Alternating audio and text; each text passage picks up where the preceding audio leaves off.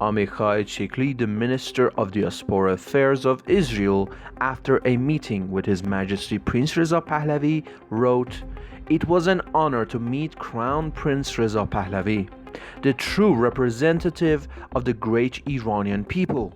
I pray for the day that his leadership brings peace and prosperity to Iran and the entire Middle East and restore the historical alliance between Iran and Israel."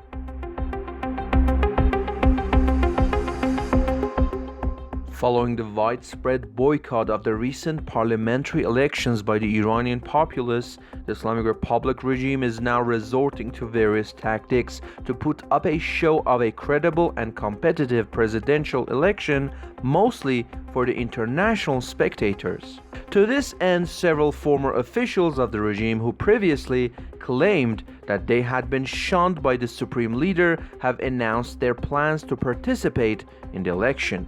However, most Iranians question legitimacy of not just the electoral process, but the regime in its entirety, wrote Iranian Americans for Liberty in a recent message on X.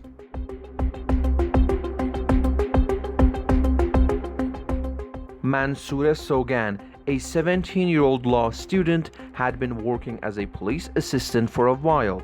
However, amidst the national uprising in Iran following the government killing of Mahsa Amini, she stopped her cooperation with the police and supported the protesters. After being arrested and threatened with death by the Islamic Republic, Mansour Sogan died under suspicious circumstances.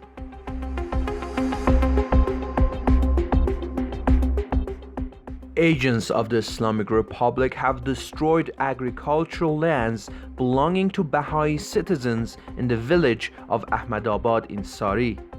The Baha'i international community released a video showing the destruction of rice farms owned by Baha'i citizens in the mentioned villages. In December of last year, at least 60 hectares of agricultural land belonging to Baha'i residents of Ahmadabad were seized by police and forestry forces.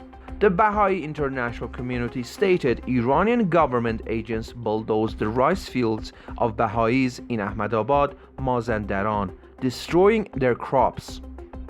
In January, these lands were illegally fenced off by the authorities. This economic apartheid and religious cleansing aimed to drive Baha'is from their rightful lands.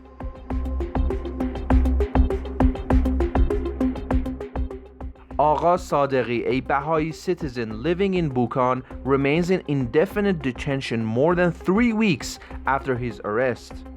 A source close to Sadeghi's family confirmed his arrest, stating Mr. Sadeghi was detained by security forces in Buchan about 3 weeks ago.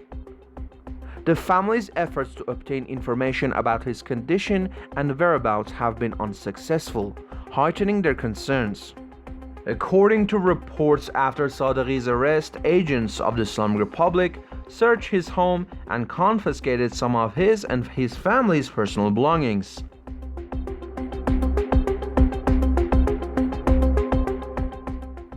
Abbas Mojahed Khorkuri has been denied medical treatment. Abbas Khorkuri, also known as Mojahed Khorkuri, one of the detainees sentenced to death during the national uprising, has been suffering from severe nervous issues after spending 45 days in solitary confinement at Shayban Central Prison in Ahvaz. Despite his condition, the authorities have refused to provide him with the medical services he needs.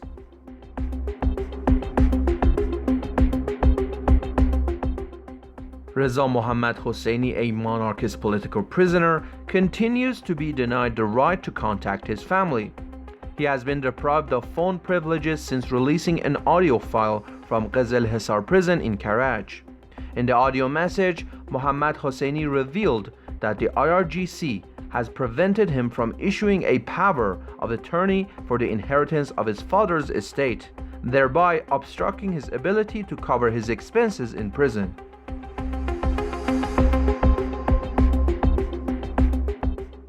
Fatemeh Haydari, the sister of the late Jawad Haydari, who lost his life during the national uprising, has reported the re-arrest of Reza Babnejad, the brother of the late Mehdi Babnejad, another victim of the same uprising. Reza Babnejad has been transferred back to Ghochand prison. This citizen was previously arrested for his reaction to the death of Ibrahim Raisi on his Instagram page and had been released on bail.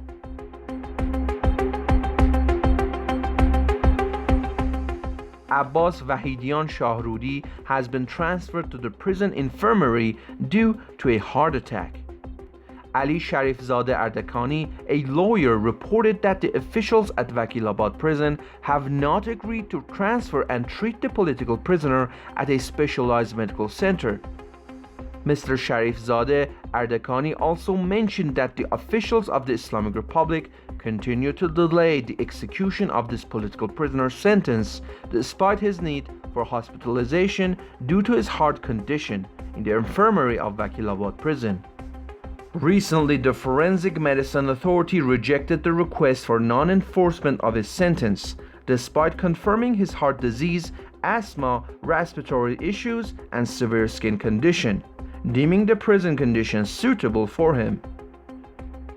Now, this signatory of the 14-person statement is hospitalized in the prison clinic due to the worsening of his heart condition and requires specialized treatment.